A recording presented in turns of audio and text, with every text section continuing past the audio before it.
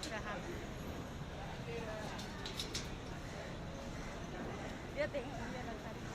Ayo kau makan tu.